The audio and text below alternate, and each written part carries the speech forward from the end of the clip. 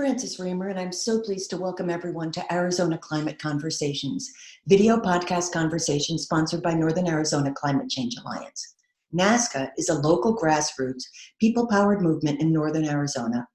Our mission is to educate and empower people to take action against the negative impacts of climate change. In our podcast, we talk with folks in Arizona about environmental practices and actions. Our goal is to get the word out about local projects and initiatives that create solutions to the climate crisis and to share everyday practices that save our planet. We want people to feel empowered and inspired and to share and to act. We're so excited to talk with you about the ways people are taking power into our own hands, in our own backyards, and in our own practices and policies. Welcome. Great. So we're so excited to talk with you about the ways people are taking power into our own hands, in our own backyards, and in our practices and policies. So welcome.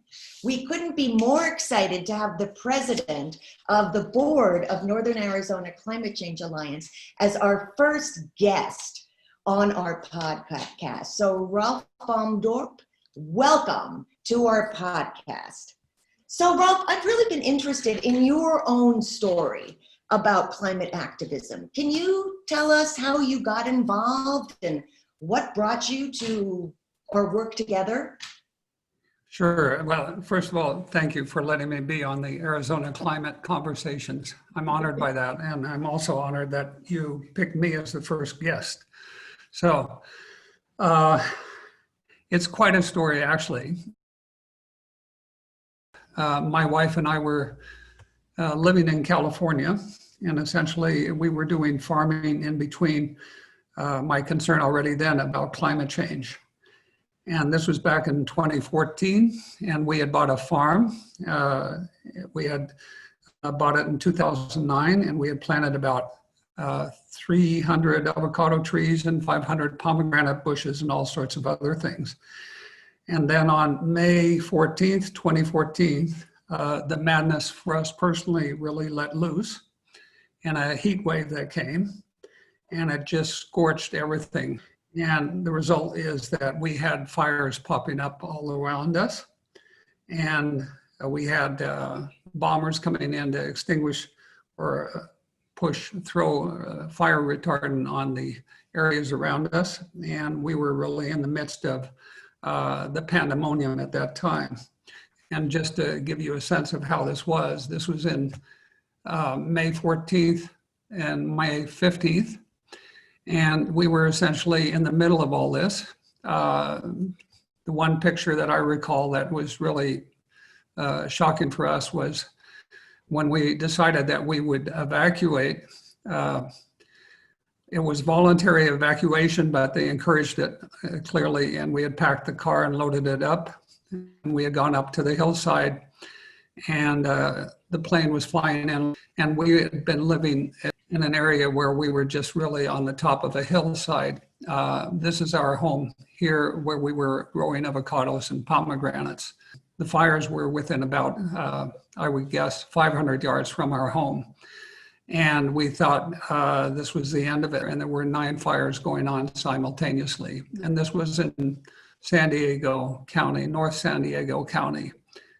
Frankly, everywhere on the horizon, and we up on the hill looking down, we just saw this and said, oh my goodness, this can't be true. And the result is that my wife and I really, after conversations, we decided that we had to dedicate essentially most of our time to climate change work. So a big step, really very momentous in our life, was that we sold the farm eventually. And before that, we got rid of all our belongings. And it took us 2 years to extricate ourselves from that, and we had put the house on the market, the farm on the market, but it didn't sell. But we decided we couldn't wait, and we went off to, frankly, we wanted to go to Arizona to work on climate change. And the result was that essentially we drove in our car out to Arizona, fully committed that we had to do something. And this was back in 2017. we arrived, believe it or not, on New Year's Day in 2017. And that's when we started the work that we felt we had to dedicate ourselves to. Had you been an activist before? Yeah. Had you done activism kind of work? It's you might say it's ingrained in my blood. I don't know where it came from. There's a kind of a feeling when I grew up in the family that I was the youngest, and I was always protective of my brothers and very concerned about them. And just to give a little story, in 1956, we were of a poor immigrant family, you might say.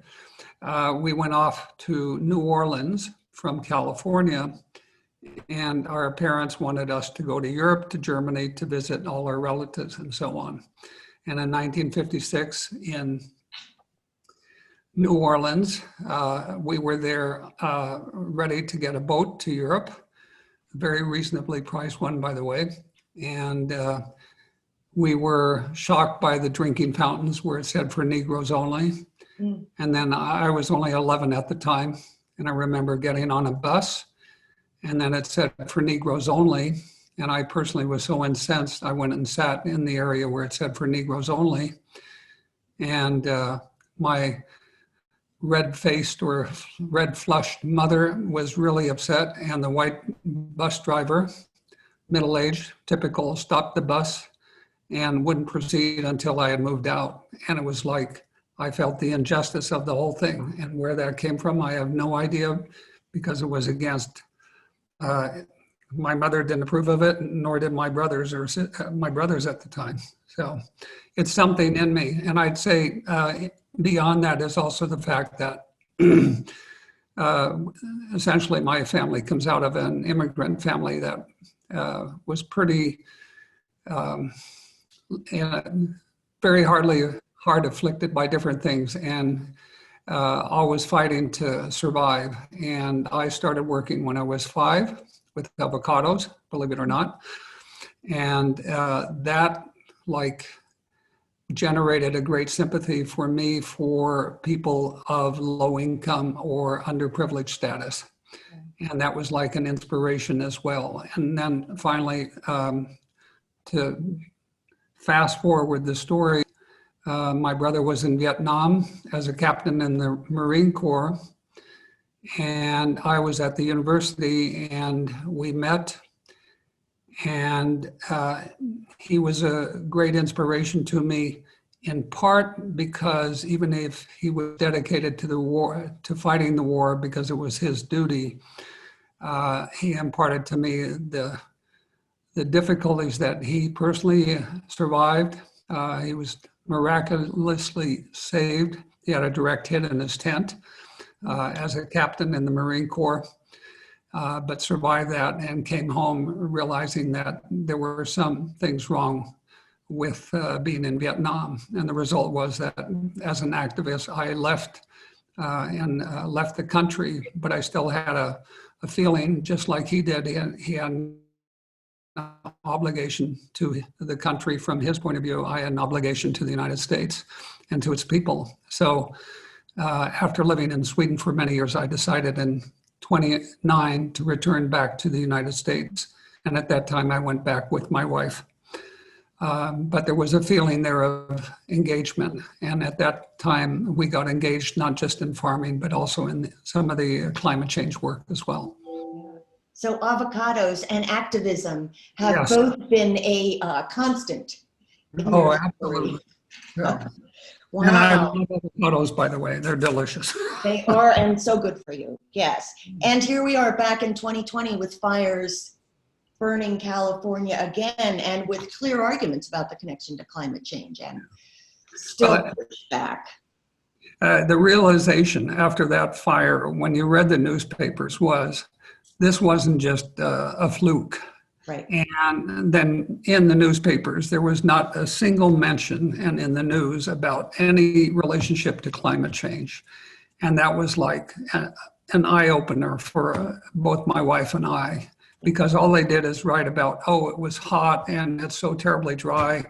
And then this will be over and things will be normal again. Well, Right. it's Yeah. not normal. It's abnormal. Not normal. So, Yeah. So tell me about how Northern Arizona Climate Change Alliance came to be then. How did you get the idea? How did you start? well, in part, let's put it this way, that it comes out of my own orientation, which is that I think we have to engage the public as much as possible in the work and the concerns about climate change. So when we went to Arizona, we really arrived in Flagstaff having no idea of, we had no acquaintances, we knew no one. And this was back in, as I said, in 2017, we started out, and so we had a banner from, by the way, California that we took along with the logo on it. And we had been organizing with the North County Climate Change Alliance in San Diego.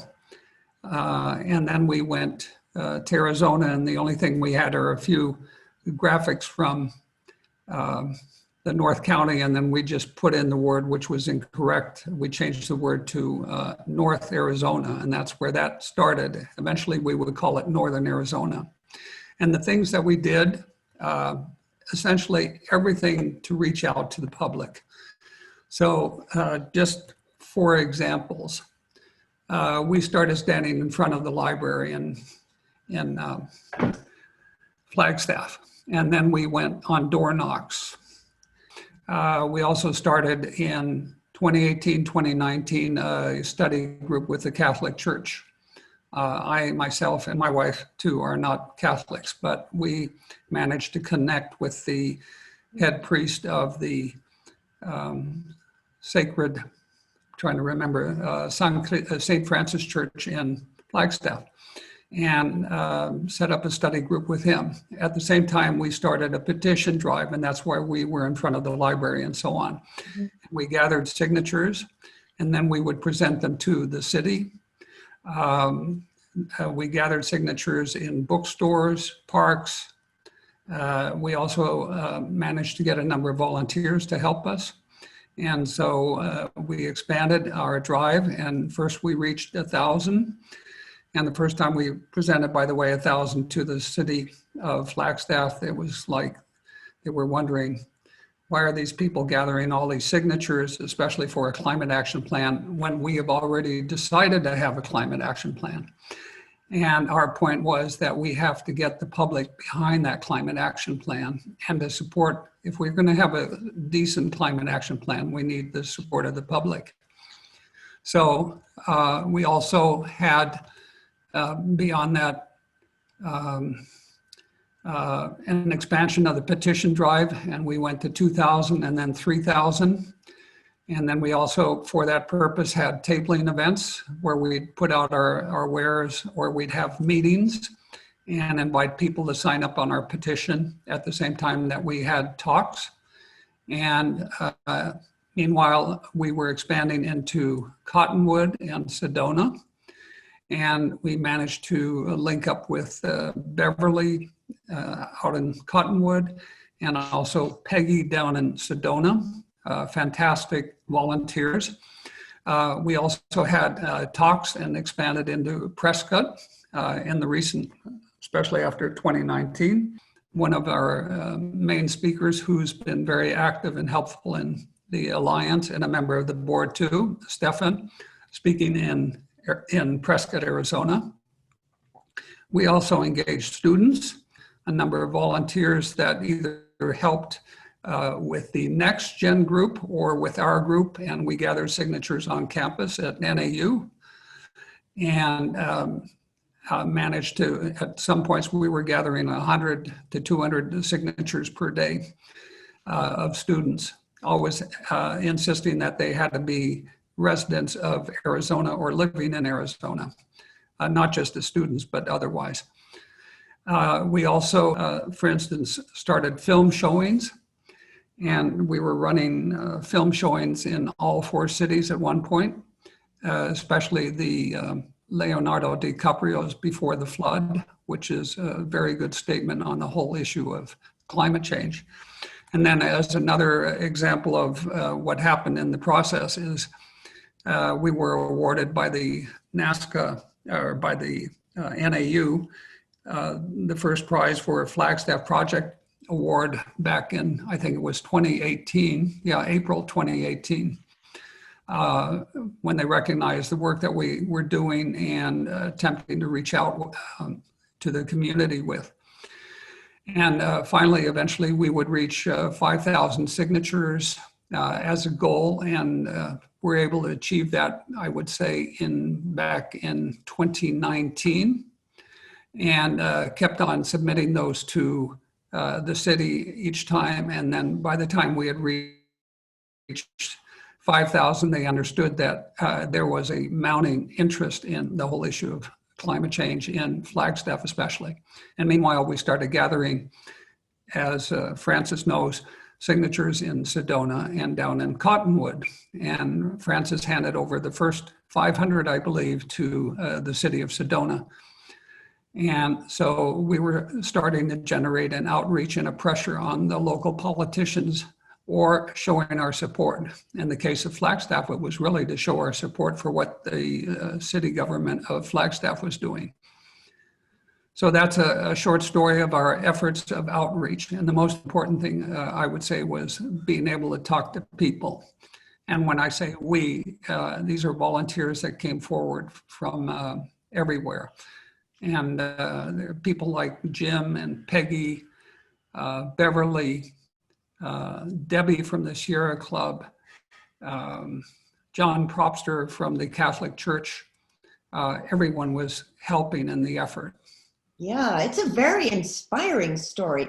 I feel like a sheer force of will on your part and Maria's part to just keep going. It's really very inspirational. Now thinking back, what did you learn from that process? What are the lessons that you would convey to other people? What might you have done slightly differently? Those are a lot of questions at once. I know. I would agree with you that the first thing is persist. You have to keep going. And your results are not going to come overnight, no matter what you do. And it's like the quotation from Gandhi, when you start, at first people will laugh at you, and then eventually they'll grow a little bit quiet, and then by the time you're finished and persisting, they will start to look up to you and realize that you have something to say and something to do. Sounds like persist and have thick skin. Persistence is the first thing, and then I'd say get rid of your egos. Meaning, when we have to work with each other, and we all have sensitivities, and if we carry those sensitivities as grudges, we're not going to succeed. We've got to accept people the way they are, and hopefully hope that they'll understand how important it is to work together on climate change. But the most important thing is to take those small steps. And if you're never involved, and most people have never been involved in their life in taking up an issue, that the best thing is take that little step and talk to your neighbors about climate change, or even gather a single signature on a petition, or make a telephone call and ask questions about climate change of people who have never thought about it. And by taking that first step, you realize it's not that difficult. We have a 14-year-old now, for instance, that I'm working with. Actually, he's 12 going on 13, and he's never taken up climate change, even though he's very concerned about it. But then recently in a shoe strike, he went out for his first time alone to do that. And I've heard that story over and over again of people just taking that little step, even on their own. And if you think about Greta Thunberg, the heroine, you might say, of the Friday for Future, she really took that step on her own. It was against the wishes of her parents as well, and was out there. And you can be young or elderly, it doesn't matter, but just taking that first little step is the most important, I think. And we have to respect that people don't always want to take that first step. It's pretty hard. Yeah. So what inspires you? What keeps you going? The fact that if we do nothing, we are going to face a calamity. And the cost of doing nothing is horrific. And that is based, I would say, on science. I happen to be, by background, amongst other things, trained in statistics. And the statistics are just not incontrovertible, and they are incontrovertible, meaning they show with almost the highest probability that we are on a course that's going in the wrong direction. And the personal experience that I had with my wife with those fires was like a wake-up call.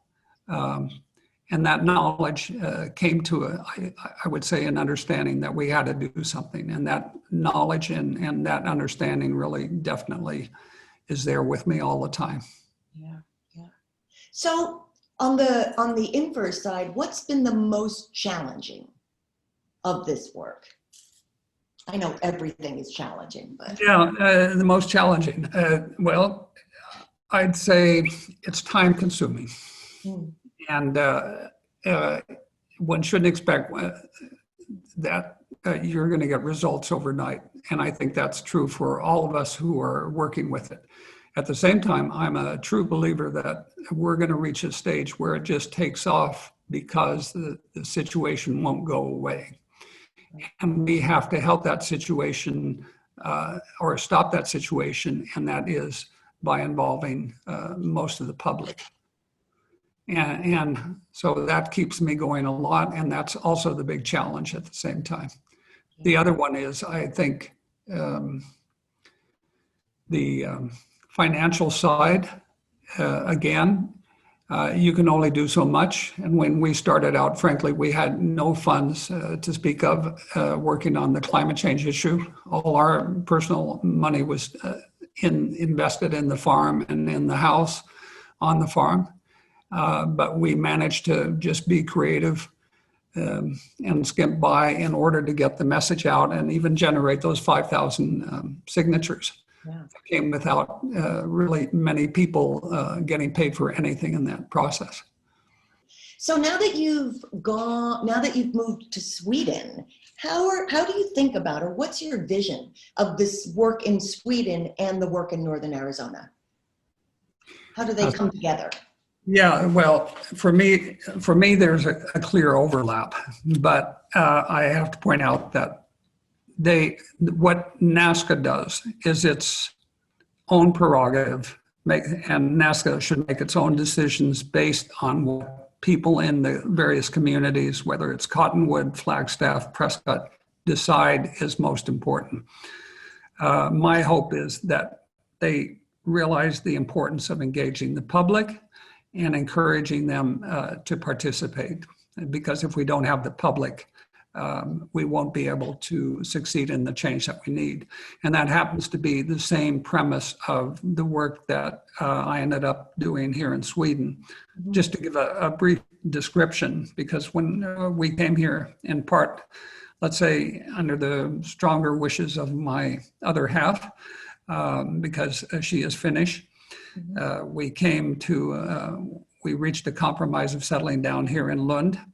And the first thing we did is we went down to the city hall on Friday and happened to run into the Friday for Future people, which is the Greta Thunberg movement, and linked up with them. And turned out that essentially their position and NASCA's position on almost all counts is the same. They're grassroots oriented, they're nonpartisan political, they're nonprofit.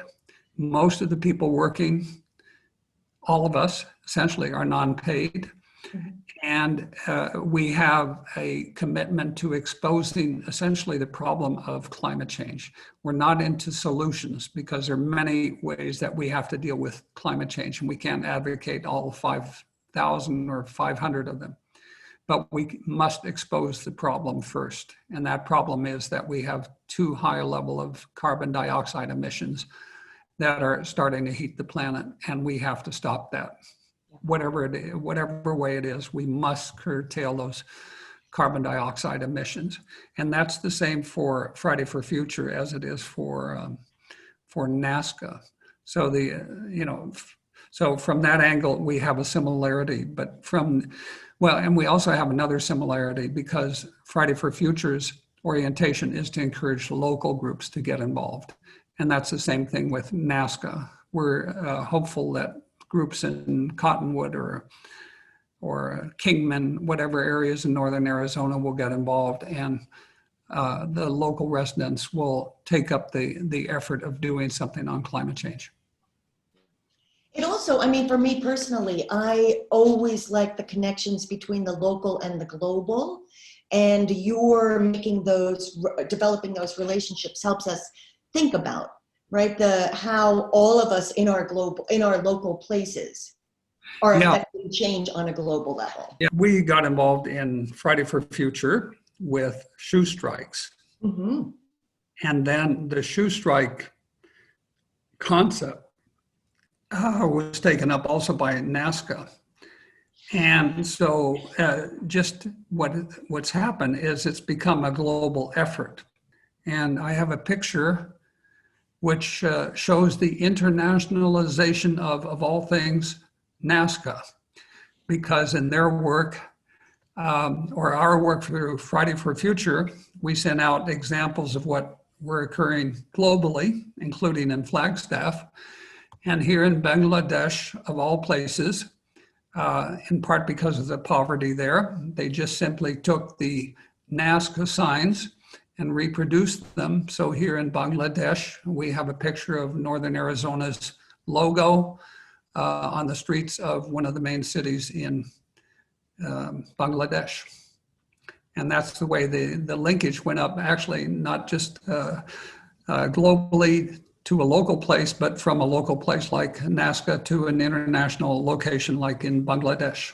Yeah, absolutely. So tell us a little bit more about the Shoestrikes. What's the connection between the Shoestrikes and climate change? Well, essentially, Shoestrikes are a way of dealing with the coronavirus and still preserving the message of dealing with climate change. And shoes become a symbol, and they can be a symbol for whatever the local group wants. If a local group decides they're a symbol of the asthma cases that are in the town, that's fine. If they decide it represents people who would like to participate, who don't want to be affected or fall ill because of the coronavirus, that's another one. It could also be a symbol of the costs that people are going to end up paying as we delay in responding to climate change. We're all going to be afflicted in one way or another, and those costs can be shown in symbols of shoes representing billions of dollars, for instance, that are going to be lost, that have to go and deal with climate change. It's already occurring in California and in the worst fires, or Australia, or the flooding in the Southwest, or the hurricanes that are afflicting the Carolinas and so on, or Florida. They're all going to cost one way or the other, the average person, money, and it's best to deal with it now rather than later. Yeah. I just got an email from my work, actually, at the university, inviting me to the shoe strike on the 25th, which is next week. So that's very exciting to see how it has expanded to an institutional setting. Fantastic. That's great news. Yeah, and in fact, we're looking at several hundred shoe strikes now for this coming week, September 25th, the way it looks all over. Yeah. And people are asking a lot of questions about how to use them. And so the point is, shoe strikes can become a way of emphasizing the importance of climate change. Yeah. So what advice would you give people who are interested in getting involved, maybe who, as you said before, perhaps haven't been involved in the past? The first would be to contact your local group and whoever it is. For instance, NASCA has two outstanding community organizers, Jenna and Carrie. One represents or works on Coconino County and the other on Yavapai County. And through NASCA, the best way is just to meet them and sit down or call them and say, I want to help, and see, and that person should express what they want to help with. We're not here to tell people to fit them in a box and say, you've got to do this or that. We need people to do certain things, that's true, but we want to build on what that person wants to do. And there are 1,000 ways to help to deal with climate change. Everyone has a gift or a talent that they can apply. And if you're retired, you might have more time to help. If you're a student, you might have less, but there's always a way that you can come through to help on the climate change. And we need every person to come forward, even if it's for a little time. Yeah, and I think that is really one of the unique aspects of NASCA, that however you want to become interested, do you want to speak? Do you want to hold, well, back when we could get together with people, do you want to hold house parties? Do you want to host a film? Whatever it is that folks feel like doing, they can do in connection with climate change activism. Yeah, exactly. Yeah. And the other thing is even just talking to a neighbor, as I mentioned before, that's a first big step, or asking a neighbor to sign a petition to deal with climate change, or calling for a city to declare a climate emergency. And just to round out a story, which I should point out in the case of Flagstaff, when we did finally gather our 5,800 signatures, and we submitted them in January of this year, 2020, the city agreed to declare a climate emergency as the first city in all of Arizona, which is just fantastic. And that came about in part, let's say NASCA, but there were groups working together, cooperating, and volunteers come forward. And the show of support for that effort was enormous. And so we have to give credit to all the volunteers who helped in that. Yes, and that effort has also spread, right? Since in Sedona, we're currently working on a climate action plan, and NASCA is involved with that process. And so I can see it spreading to other towns in northern Arizona. Yeah, exactly. And that's amazing too, that it's going that fast. I'm very elated.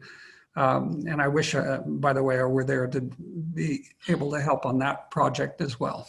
So. We wish you were here as well. And I think we also are looking forward to the time that we can all celebrate in person, both with each other here in the US and with you and Maria, for all of the achievements that we've made and all of the plans we have for moving forward. Yeah, it's been very exciting for me to work with you. Yeah, well, I appreciate your help and the help of everyone on the board, by the way. It's a great group of people, and that's the nicest thing of working with NASCA, I should say, is everyone is committed. Yeah, and I think we're a group of people who cares deeply about these issues, but brings different sets of expertise. So I think it's been a pleasure for all of us. Rolf, any last words you'd like to send out? Well, only a giant thank you to everyone who is helping. Volunteers are precious and they're to be cherished, and everybody doing something, no matter in what capacity, is to be appreciated. And we need that at the grassroots, because in the end, really, volunteers participating is a democratic process. If you want genuine, healthy democracy, you have to step up and participate. Doesn't mean in all issues, but I will say definitely stepping up with climate change is a very fundamental democratic issue. We need, and it's also an issue, by the way, of justice that we have to support. And so it's very core to our efforts for a healthy society. And that's what we want in the United States, for instance. Thanks so much for joining us on our first podcast. It's been a pleasure. I really appreciated hearing all these stories. And thank you for being so effective. That's fantastic. And I'm amazed to be sitting here in Lund, Sweden, talking with you, believe me. And I look forward to a long activist future together. Thank you. Yeah, thank you too. Thank you so much for talking with us. Join the NASCA community by signing up at nazcca.org. You can learn about volunteer opportunities in your community on the website. Act on climate change now.